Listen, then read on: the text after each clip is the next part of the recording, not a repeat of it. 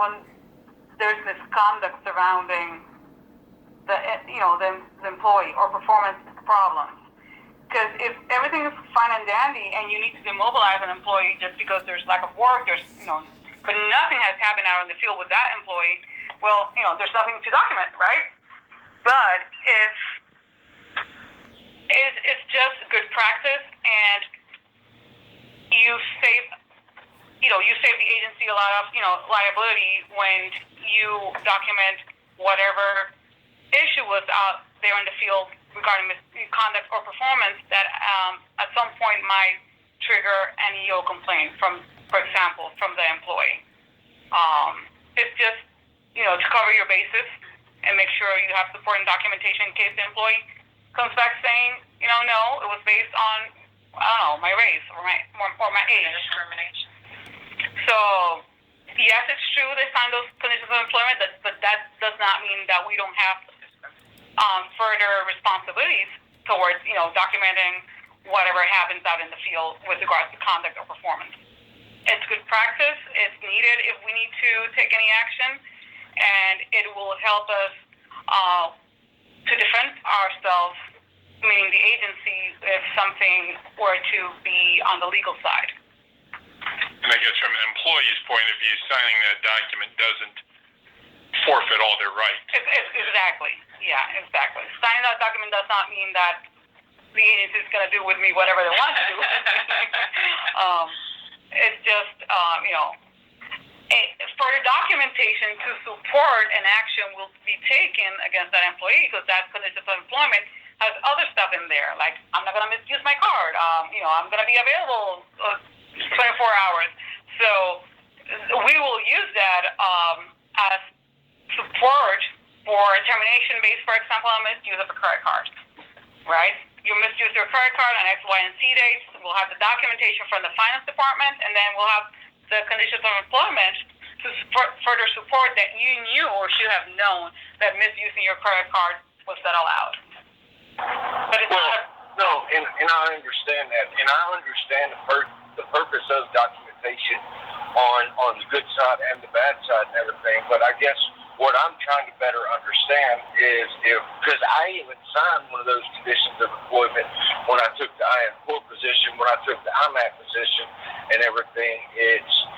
But what good does it do for us to have employees to sign it if the agency is not going to grow a backbone and stand up and say, guess what? You signed this, and this is just the way it is. But it didn't make the release with different can you repeat that again? I guess in a sense, what is the point of that form, really, right, Justin? Exactly. The document performance, like what it should be captured in what they signed. That's right. I think that's what he is saying. Well, I don't even have the form. Right. Yeah. Well, why the form exists, I don't know. That's beyond my pay grade.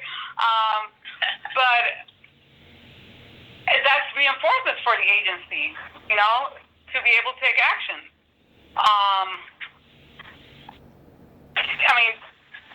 One thing does not exclude the other.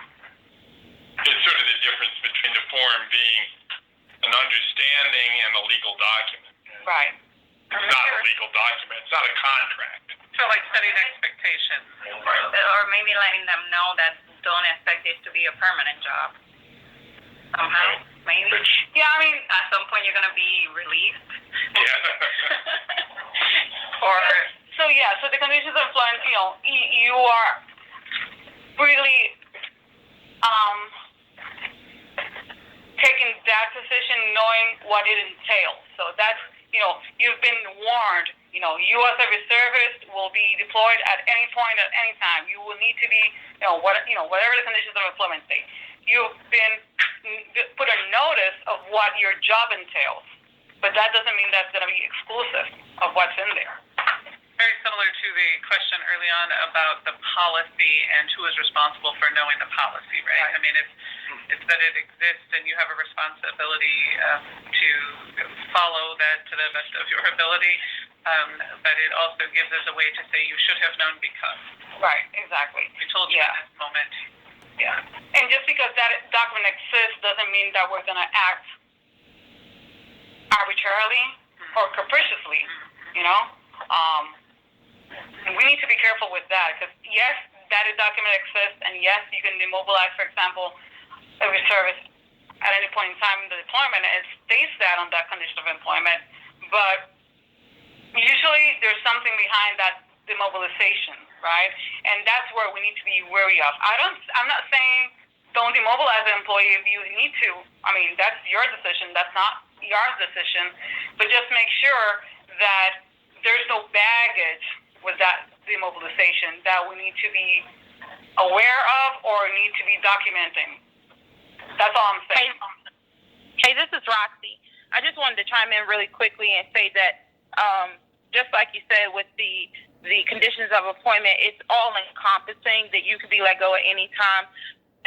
For perception purposes as well, we can't just let people go and give off a negative perception. So the documentation helps us back our reasoning for what we're doing. Like, you can let people go because of expiration of employment because employment's coming around.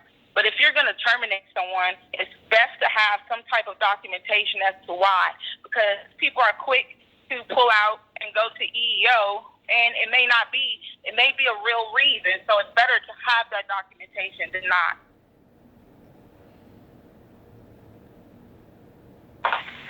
Any other questions?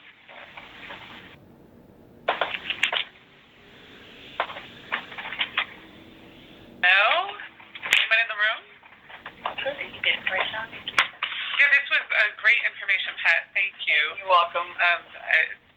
You'll probably have more questions as people digest this a little bit. I'm sure we'll revisit at some point on our IM Core call, but possibly looking at setting some sort of practices here. How are we going to help our IM Cores in this case to know what procedure to follow, and from the cadre management perspective, we're already doing that. But blending the two, I think, is something that we can take another look at. So thank you.